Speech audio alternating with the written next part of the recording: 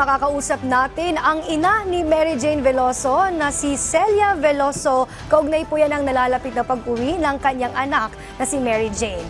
Magandang tanghali po, Nanay Celia. Si Princess po ito, kasama ko si Alan Francisco ng Balitang Pambansa. Magandang tanghali din po. Ayan, Nay Celia, kamusta po ang ginagawa ninyong paghahanda sa nalalapit na pagbabalik bansa ni Mary Jane? Magkikita-kita po ba kayo pagdating niya agad bukas dito sa bansa? Opo, masayang-masaya po kami. Pinaghahandaan po namin talaga yung pagsalubong sa kanya. Baga doon na po kami sa airport matulog kay hintay sa kanya. Sabik na po kami kasi. Ayan, Nay, nabanggit niyo sabik na sabik at excited na nga po kayong makita si Mary Jane. Ano-ano na po ba yung mga huling na ikwento sa inyo ni Mary Jane bago siya lumipad pabalik dito sa Pilipinas?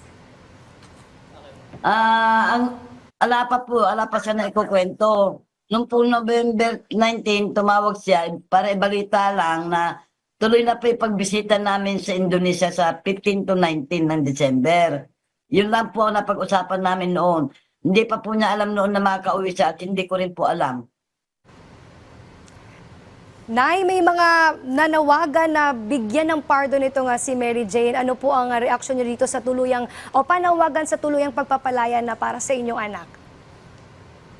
Masaya-masaya po kami. Sana nga po yung po mga panawagan namin at saka yung hiling po namin sa ating Pangulo na sana pagdating ni Mary Jane dito sa Pilipinas, ibigyan na po niya yung clemency para po makasama naman namin si Mary Jane. Halos 15 taon po namin hindi nakasama si Mary Jane. Sana ipagkalob na po niya ngayon. Ibigyan na po niya regalo at pamasko sa aming pamilya.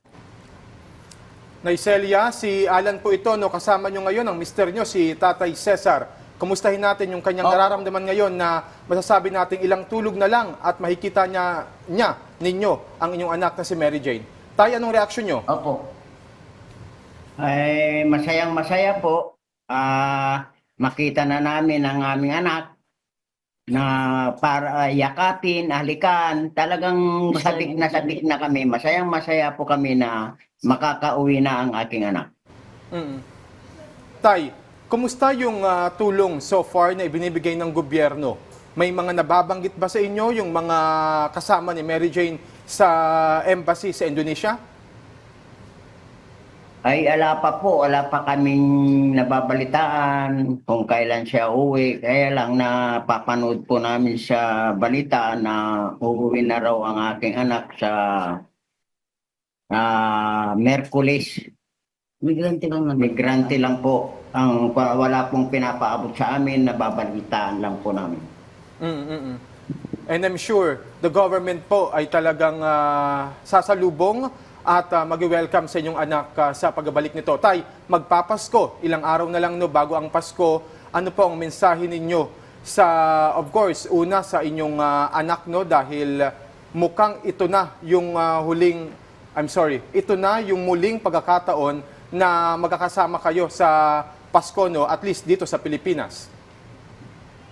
Ay, masayang-masaya po kami. Sana po itong Pasko na po na ito makauwi na po ang aking anak na para makasama na namin itong Pasko po na ito.